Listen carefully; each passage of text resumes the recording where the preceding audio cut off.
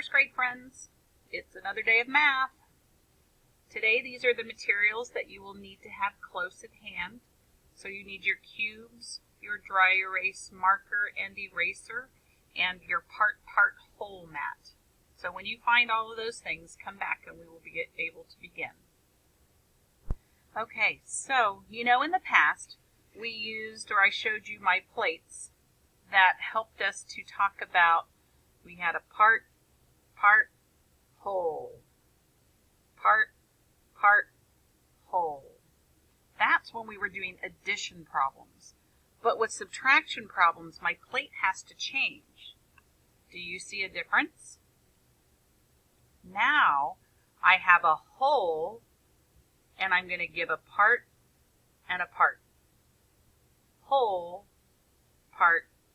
So I'm going backwards. Today when we are doing a missing add-in, we are going to see one of the parts down here at the bottom is missing, and we have to figure out what it would be. So we're going to use our whole part mat, but we could use the other side too. But let's start with this one.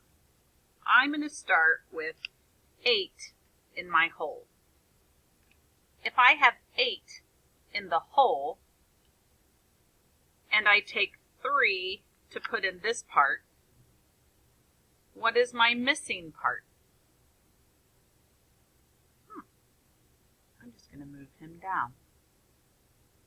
And I had 8 with my whole. I took away 3 of them and put it in one part. So my difference is whatever's left. 1, 2, 3, 4, 5. That's what the number sentence would look like. If I were to write just numbers in my mat, it would say, I have 8 here. If I put 3 here, how many would be in this part? 5. So when you do it with your cubes, it really shows you the answer.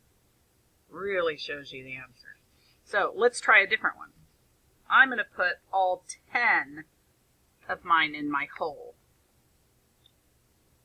If I take out 6 and put it in one part, how many should be in the other part? You're right. Just take this guy and slide it down. 6 in one part, 4 in another part, gives me my whole of 10. So it's really easy with your cubes if it gets you confused. So I'm going to try it a different way now. Instead of doing all my cubes, you can use them to help you.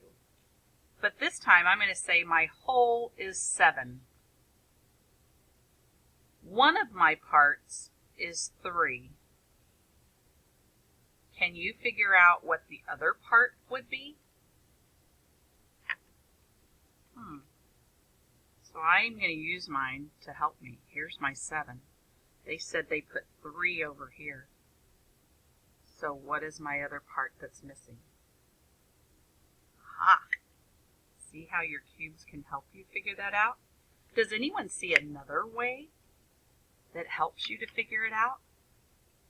You kind of have to do a little mental math and go, 3 plus what gives me 7? Or I could count backwards 3, which we will practice soon. 7, 6, 5, 4. So my answer would be 4. Wow, there's a lot of mental math where things can happen in your head. Now here's one that might be easy for you if I just do numbers. What if I did 10 and I did a 5? Thinking of those tens partners. What 5 plus what is going to give me 10? Ooh, it's a double. 5 plus 5 equals 10. Okay? All right, well, I'm going to flip my mat over.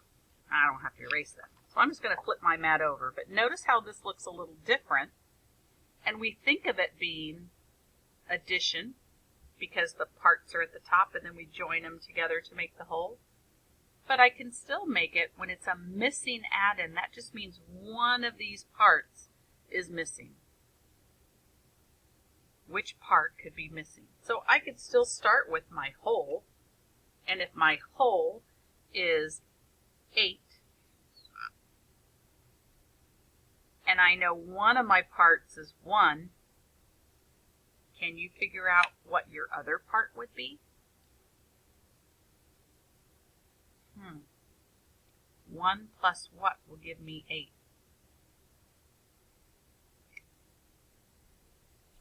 Right, 7. So I can use either side of my mat.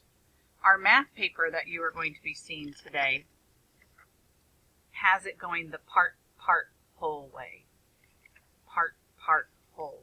But do you see how some are missing? That's the missing addend.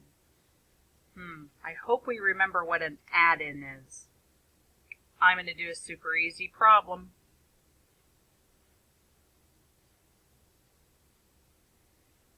Super easy problem. Remember, in addition, this guy is the sum. But these two numbers that you add together, those are my addends. So when we are doing part, whole on our work mats, one of the parts is missing, and those are called my addends. Remember? Part, whole, addend, sum. Addend, sum. So one of these parts is missing, and we have to figure out which one is missing. Boy, those cubes come in handy. Might give them a try. Okay, what did the duck tell the waitress? Just put it on my bill. Have a good day.